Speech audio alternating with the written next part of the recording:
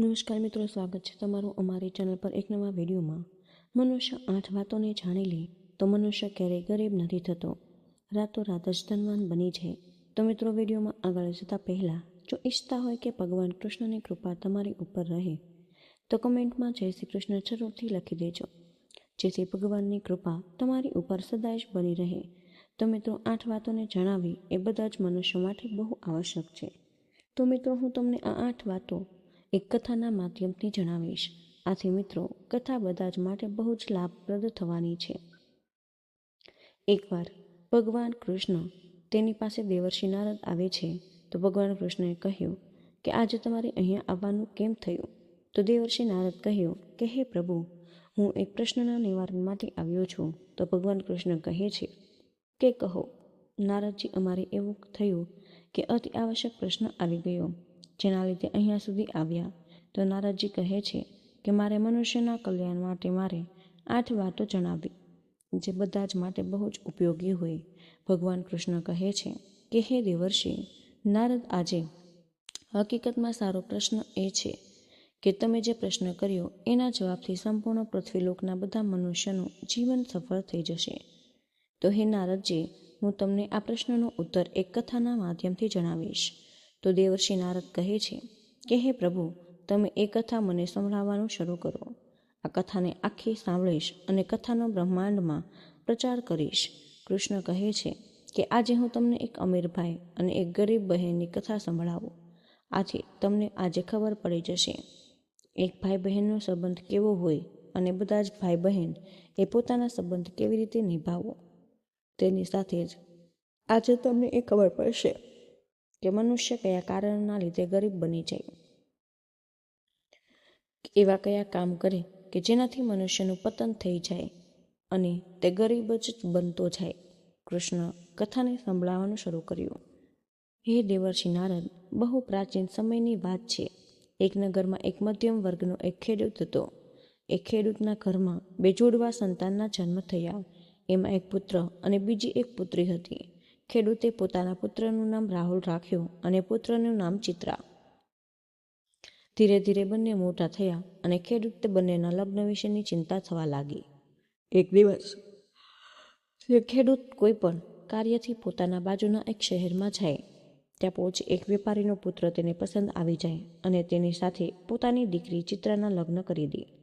આવી રીતે લગ્ન થઈને તે ચિત્રા વિદાય થઈને પોતાના સાસરિયામાં જતી રહે। હવે તે ખેડૂતને પોતાના દીકરાના લગ્નની ચિંતા થવા લાગી। તે ખેડૂત એવું વિચારવા લાગ્યો કે મારી દીકરી તો સાસરે જતી રહી, હવે મારા દીકરાના પણ લગ્ન કરી દેવા જોઈએ। એના લગ્ન કરી દઉં તો મારે મારું બાકીનું જીવન મારા દીકરા અને વહુ સાથે વિતાવવું જોઈએ। ભગવાન કૃષ્ણ કહે છે કે હે દેવર્ષિ, ભગવાનની લીલા બહુ જ વિચિત્ર હોય અને ભગવાન ન જાણે ક્યારે કોઈને ધનવાન બનાવી દે, ક્યારે કોઈને ગરીબ બનાવી દે। તો એ ખેડૂતની સાથે આવું જ બને છે। એક દિવસ ખેડૂત છે એ બહુ ભયાનક બીમારીનો શિકાર બની જાય। તેનો દીકરો પોતાના પિતાની આવી હાલત જોઈ બહુ દુઃખી થઈ ગયો। તેના પછી પોતાના પિતાનો બહુ સારા વૈદ પાસે ઈલાજ કરાવે છે, પણ તેમ છતાં તેના પિતાજીની હાલતમાં કંઈ સુધારો થતો ન હતો। આથી ધીરે ધીરે એ ખેડૂતની બધી જ ધન સંપત્તિ હતી એ ખેડૂતના ઈલાજમાં જતી રહી।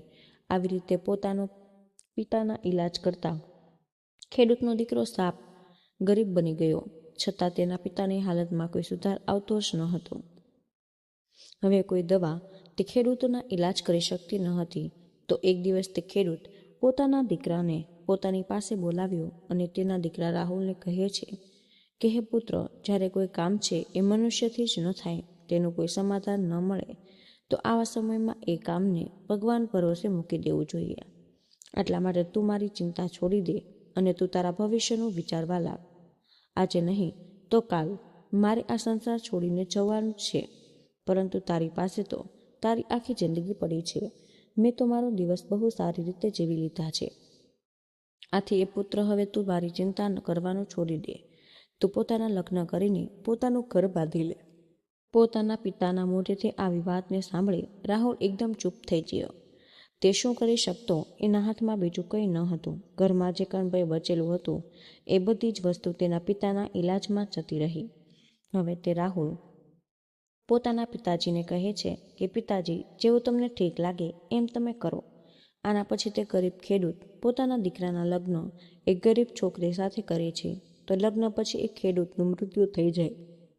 આ બાજુ પોતાના પિતાનું મૃત્યુ પછી રાહુલ છે એ પૂરી વિધિથી એના કર્મકાંડ કરાવે. આથી રાહુલ પાસે જે કંઈ પણ હતું એ બધું જ તેના પિતાના કર્મકાંડમાં ખર્ચ થઈ ગયું. આથી હવે તે રાહુલની હાલત બહુ અસ્તવ્યસ્ત થઈ ગઈ હતી. રાહુલ મહેનતુ માણસ તો હતો. હવે તેની પત્ની સાથે ઝૂંપડીમાં રહેવા લાગ્યો. હવે આ વાત રાહુલ બહેન ચિત્રાને ખબર પડે કે જે સાસરી હતી, તો તે ધનવાન બહેન પોતાના ગરીબ ભાઈની ધૃણા કરવા લાગે છે, તેને મદદ પણ કરતી નથી. ભગવાન કૃષ્ણએ કહ્યું કે હે દેવ નારદ, આ કળિયુગના બધા જ મનુષ્ય એ બહુ લોભી હોય છે. જેવી રીતે આ રાહુલની બહેનને પણ તેનો સાથ છોડી દીધો. તેના ભાઈએ કોઈ પણ રીતની મદદ કરવા માંગતી ન હતી. તે એવું વિચારતી કે હવે મારો ભાઈ તો સાવ કંગાળ બની ગયો છે. જો હું તેને મારા ઘરે બોલાવીશ તો મારી દેરાણી જેઠાણી એવું વિચારશે કે આના સાસરિયાવાળા તો સાવ ગરીબ છે. આટલા માટે હવે તેના ભાઈને કોઈ મદદ ન કરે. આથી તે ચિત્રા પોતાના સગા ભાઈ સાથે સંબંધ જ તોડી નાખે. આથી ચિત્રા ક્યારેય રાહુલ પાસે જતી ન હતી. હવે રાહુલને ખબર પડી જાય છે કે મારી જે બહેન હતી એ આજે મને હવે નફરત કરવા લાગી. આથી હવે તે પણ તેને બોલાવતો જ ન હતો. તે પોતાની પત્ની સાથે મજૂરી કરીને પોતાનું જીવન જીવી રહ્યો હતો. ભગવાન કૃષ્ણ કહે છે કે હે દેવર્ષિ નારદ, આવી રીતે ઘણા વર્ષો વીતી જાય છે. હવે તે ચિત્રાના સંતાનો પણ મોટા થતા જાય. સમય એમ જ જતો રહ્યો. આથી હવે રાહુલની બહેન ચિત્રાના બાળકોના પણ લગ્ન થઈ જાય છે. પણ તેની બહેન ચિત્રા પોતાના ભાઈને આમંત્રણ પણ આપતી નથી. જ્યારે પણ રાહુલને આ વાતની ખબર પડે કે તેના ભાણિયાના લગ્ન થાય, તો આ વાતને યાદ કરીને તે ખુશ થાય અને તે પોતાની પત્ની પાસે જઈને આ વાતના સમાચાર આપે છે. રાહુલની પત્નીનું નામ દેવયાની હતું. જ્યારે તેને આ વાતની ખબર પડે તો તે એવું વિચારે છે કે આ બહાને હું મારી નણંદને મળીશ. ભલે તેના દીકરાના લગ્ન છે, આથી હું તેને મળી લઈશ. આથી તે ખુશ થઈને પોતાના પતિને કહે છે કે હે પતિદેવ, હું તમારી સાથે જરૂર આવીશ. તમે મને પહેલાં એ જણાવો કે શું તમારી બહેને આપણને આમંત્રણ આપ્યું? નહીં. આથી રાહુલ પોતાની પત્ની મોઢેથી આ વાત સાંભળીને સાવ ચૂપ થઈ ગઈ. હવે તે પોતાની પત્નીને કહે છે કે હે પ્રિય, આમંત્રણ તો આવ્યું નથી, પણ મને બહારથી ખબર પડે કે મારા ભાણિયાના લગ્ન થવાના છે. એનાથી શું ફરક પડે કે આમંત્રણ આવ્યું કે નહીં? ગમે તેમ તો તે મારી બહેનનો જ દીકરો છે. તો દેવયાની પોતાના પતિ રાહુલને કહે છે કે તમારી વાત તો સાચી છે કે તમારા ભાણિયાના લગ્ન છે, પણ આપણે આમંત્રણ વગર મારી નણંદના ઘરે જવું ઉચિત નથી. તો રાહુલ પોતાની પત્નીને સમજાવે છે કે હે પ્રિય, મારી બહેન ચિત્રાના સાસરિયાવાળા લોકો બહુ ધનવાન છે. એ લોકોને આપણી યાદ જ નહીં આવતી હોય, અને એવું પણ બની શકે કે એ લોકોએ આપણને આમંત્રણ આપ્યું હોય, પણ એ વસ્તુ આપણી પાસે પહોંચી જ ન હોય. આથી તું વધારે ન વિચાર. આથી તું મારી સાથે આવવા તૈયાર થઈ જા. રાહુલના મોઢેથી આ વાત સાંભળીને તેને કહ્યું કે હે પ્રિય, જો તમે જાઓ તો ખરા છો, પણ તમે જઈ શકો છો, પણ વગર આમંત્રણે હું આવી નહીં શકું. તો રાહુલે પોતાની પત્નીના મોઢેથી આ વાત સાંભળી તો તે કહેવા લાગ્યો કે જો તારી આવી જ ઈચ્છા હોય તો તું ઘરે જ રહે, અને હું એકલો જ ચિત્રાના સાસરિયામાં જાઉં છું. જો હું તેના ઘરે નહીં જાઉં તો તેના સાસરિયાવાળા તેને મહેણા મારશે. આટલું બોલીને તે ઘરની બહાર નીકળી જાય છે. હવે ભગવાન કૃષ્ણએ કહ્યું કે હે દેવર્ષિ નારદ, જે રાહુલ હતો એ બહુ જ વધારે ગરીબ થઈ ગયો હતો.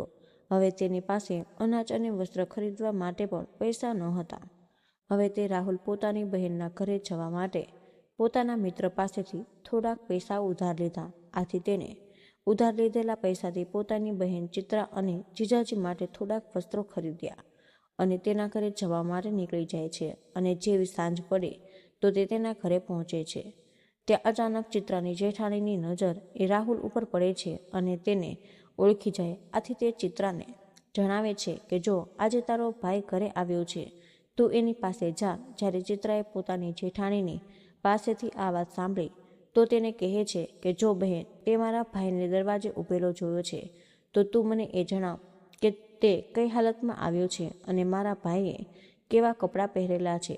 તો ચિત્રાની જેઠાણી તેને કહ્યું કે તારો ભાઈ ફાટેલા કપડાં પહેરીને તારા દરવાજે ઊભો છે, તારી રાહ જોઈ રહ્યો છે. આ સાંભળીને ચિત્રાને ગુસ્સો આવ્યો અને પોતાના ભાઈ પાસે જ ગઈ. રાહુલ તેને જોઈને ખુશ થઈ જાય છે અને તેની બહેનને જોઈ રાહુલની આંખોમાં આંસુ આવી ગયા. આથી તે રાહુલને ઘરની અંદર લઈ જઈને તેના ભાઈને મળવા પૂછવા લાગી અને આમંત્રણ કોણે આપ્યું, તો અહીંયા સુધી આવ્યો છે. તો ચિત્રાનો ભાઈ તેને કહે છે કે બહેન, મને ખબર છે કે તે મને આમંત્રણ ન આપ્યું હતું, પણ મને બહારથી ખબર પડી ગઈ છે કે મારા ભાણિયાના લગ્ન થવાના છે, તો હું આ વિચારીને તારા માટે નવા વસ્ત્ર ખરીદીને લાવ્યો. તો રાહુલની બહેન ચિત્રા એવું કહેવા લાગી કે તારે આ બધી વસ્તુ કરવાની શું જરૂર હતી? તો અહીંયા આવા કપડાં પહેરીને શા માટે આવ્યો છે? તને મારી ઇજ્જતનો વિચાર પણ બિલકુલ ન આવ્યો. ચિત્રાના મોઢેથી આવી વાતો સાંભળીને રાહુલ ઉદાસ થઈ જાય છે. હવે ભગવાન કૃષ્ણ કહે છે કે હે દેવર્ષિ નારદ, હવે તે રાહુલ પોતાની બહેનના પગમાં પડી માફી માંગી અને કહ્યું કે બહેન, મને માફ કરી દે. મને ન ખબર હતી કે મારા લીધે અહીંયા તારી ઇજ્જત જતી રહેશે.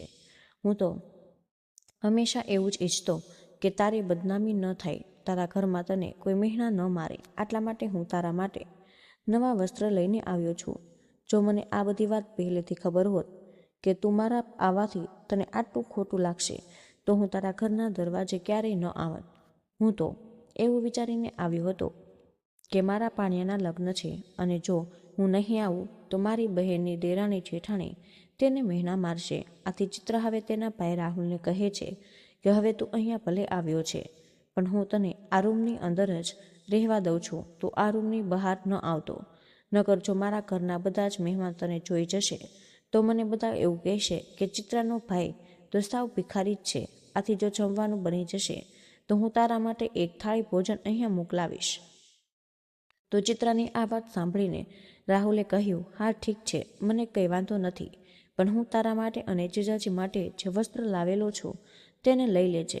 વસ્ત્રો હું તારા માટે દિલથી લાવ્યો છું. આથી ચિત્રા પોતાના ભાઈના આપેલા કપડાં લઈને બારણું બંધ કરીને બહાર જતી રહે છે અને આ બાજુ રાહુલ છે એ પોતાની બહેનના આવવાની રાહ જોવા લાગે છે. તો ભગવાન કૃષ્ણ કહે છે કે હે દેવર્ષિ નારદ, હવે રાહુલ પોતાની બહેનની રાહ જોવા લાગ્યો કે મારી બહેન મારા માટે ભોજન લઈને આવશે. તે એવું વિચારે છે કે આજે મને સ્વાદિષ્ટ ભોજન ખાવા મળશે, પણ રાહુલને શું ખબર હતી કે તેની બહેન એ ભાઈને ભૂલીને પોતાના કામમાં લાગી ગઈ અને ખાવાનું આપવાનું પણ ભૂલી ગઈ છે.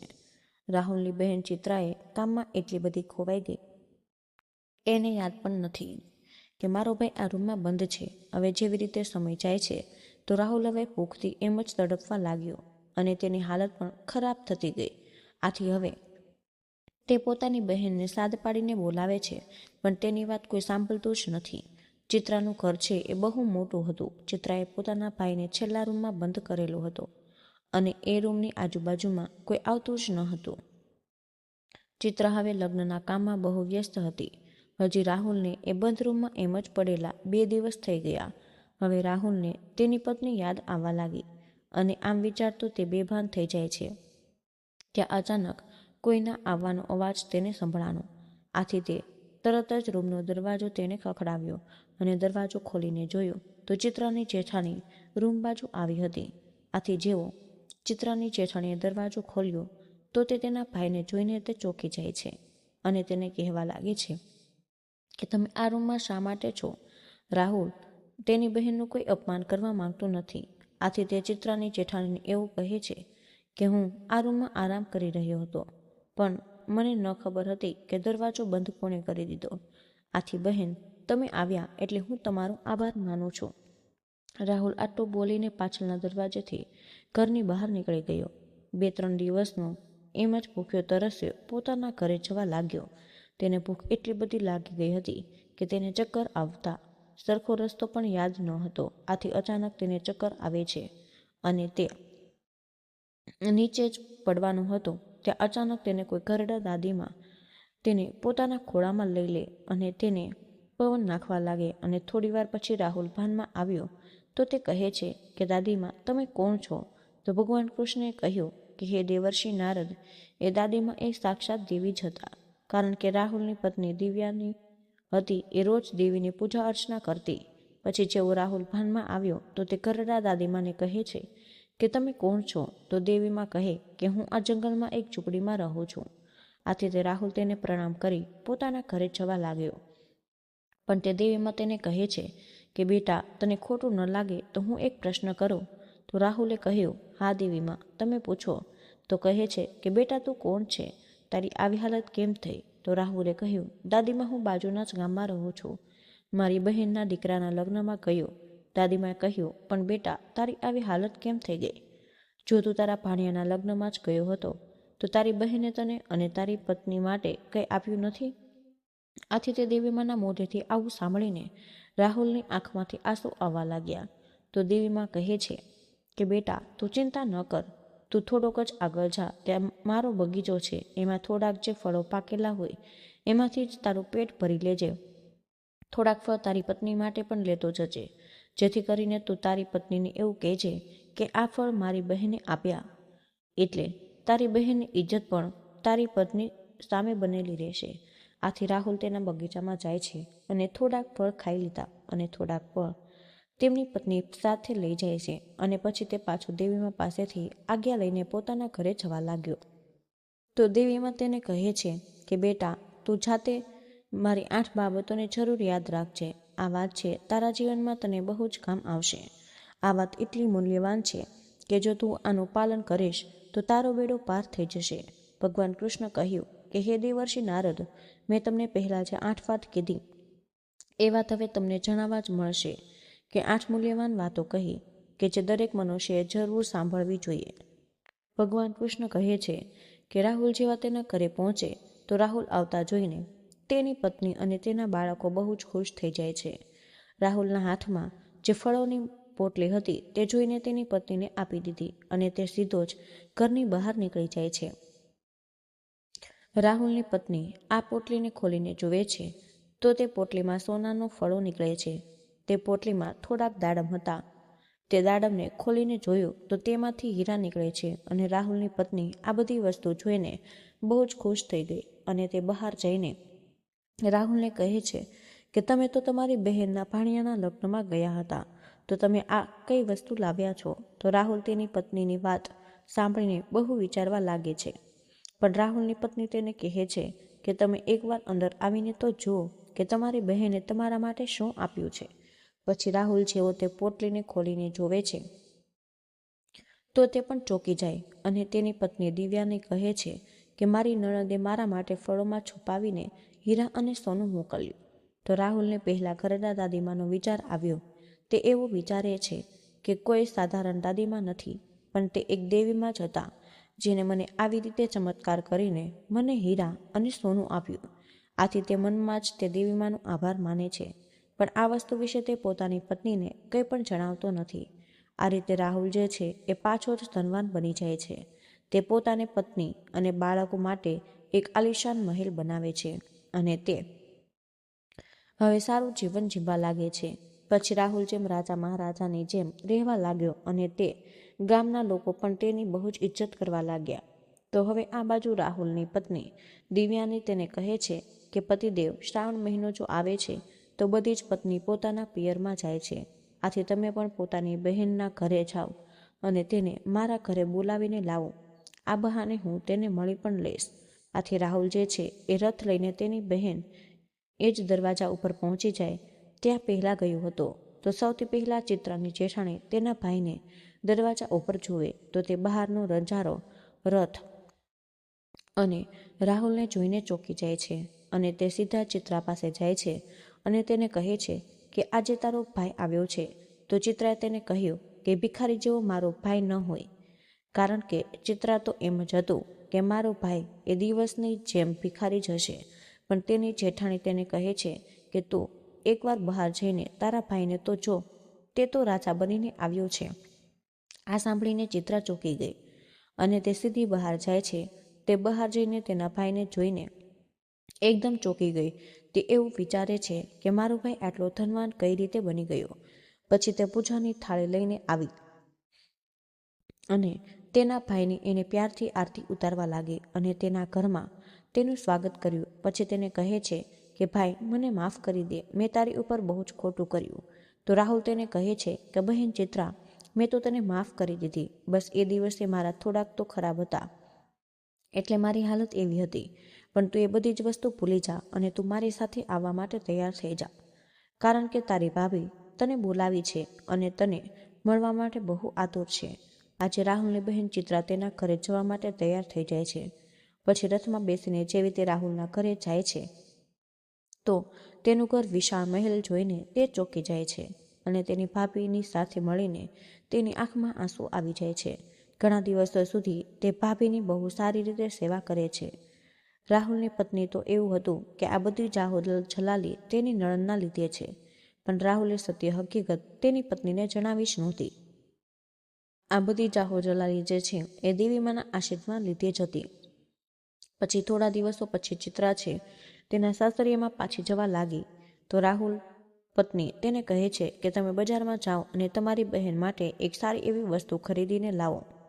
રાહુલ છે એ બજારમાં જાય છે અને એક મોચી પાસે જાય અને એ મોચીને કહે છે કે તમે એક બોલતી મોજડી મારી બહેન માટે બનાવી દો અને હું તમને જે 8 જ્ઞાનની વાત કહું એમાંથી બોલવી જોઈએ.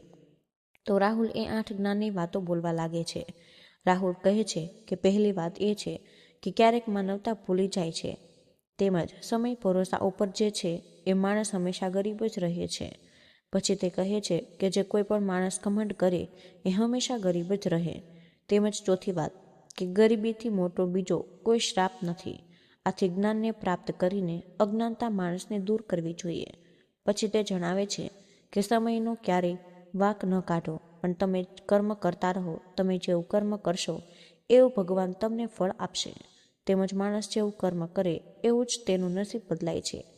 તેમજ જે છેલ્લી વાત જણાવે છે, રાહુલ કહે છે કે મારી બહેન જ્યારે 8મું ડગલું માંડે તો તેની મોજડીમાંથી એવો જ અવાજ આવવો જોઈએ કે પૈસા જોઈને બદલાઈ ગયા સંબંધો ક્યારેય કોઈ કામના નથી હોતા. રાહુલ કહે છે કે હે મોચીભાઈ, મને આ રીતે 8 વાત કહે એવી મોજડી મને બનાવી દો. આથી જો 8 વાતોને મારી બહેન સાંભળશે તો તેને તેની ભૂલ સમજાઈ જશે.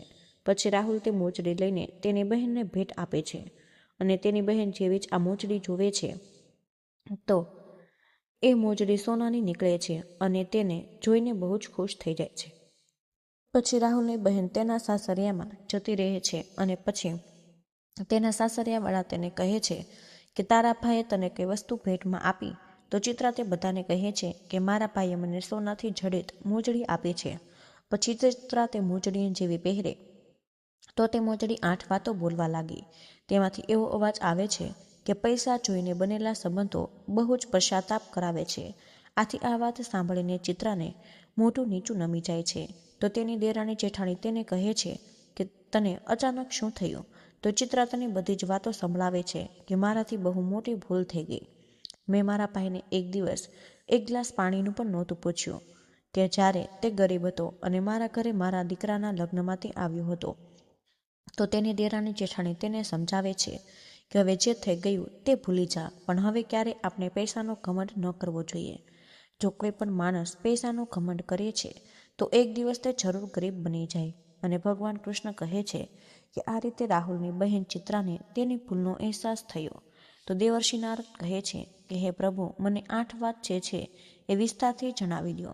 ભગવાન કૃષ્ણ કહે છે કે પહેલી વાત એ છે કે જો કોઈ પણ માણસ રાત્રે પોતાના ઘરમાં એઠા વાસણ રાખે છે એ ક્યારેય પણ ધનવાન નથી થતો. અને બીજી વાત કે જે ઘરમાં સ્ત્રીઓની ઇજ્જત નથી થતી એ ઘરમાં ક્યારેય લક્ષ્મી આવી શકતી નથી. પછી જો કોઈ ઘરની સ્ત્રી સૂર્યાસ્ત પછી ઘરમાં ઝાડુ મારે તો એ ઘરમાં બહુ ગરીબી આવે છે. પછી ઘણા લોકો પૈસા જોઈને બીજા ગરીબ માણસો સાથે સંબંધ તોડી નાખે છે, એથી એક દિવસ જરૂર ગરીબ બની જાય છે. પછી જે ઘરમાં મોટા સભ્યની ઇજ્જત નથી થતી તે ઘરમાં ક્યારેય પણ સુખ સંપત્તિ નથી આવતી. પછી ભગવાન કૃષ્ણ કહે છે કે 8મી અને છેલ્લી વાત એ છે કે જે પણ ઘરમાં મહેમાનોનું અપમાન કરવામાં આવે છે એ લોકોના ઘરમાંથી પણ લક્ષ્મી જે છે એ રિસાઈને જતા રહે છે. તો મિત્રો, ભગવાન કૃષ્ણ કહે છે કે જો કોઈ મનુષ્ય આ 8 વાતોને યાદ રાખશે એ માણસ જીવનમાં આ રાહુલની જેમ જ ચમત્કાર થશે. તો મિત્રો, આજનો આ વિડીયો અમે અહીં પૂર્ણ કરીએ છીએ. આજની આ માહિતી તમને પસંદ આવી હોય તો વિડીયોને લાઇક અને તમારા મિત્રો સાથે શેર કરજો. ચેનલ પર તમે પહેલી જ વાર આવ્યા હોય તો ચેનલને સબસ્ક્રાઈબ કરવાનું બિલકુલ ભૂલશો નહીં. કમેન્ટમાં જય મા લક્ષ્મી જરૂરથી લખી દેજો. જય શ્રી કૃષ્ણ. રાધે રાધે. ધન્યવાદ. વિડીયોને અંત સુધી જોવા બદલ આપનો ખૂબ ખૂબ જ આભાર.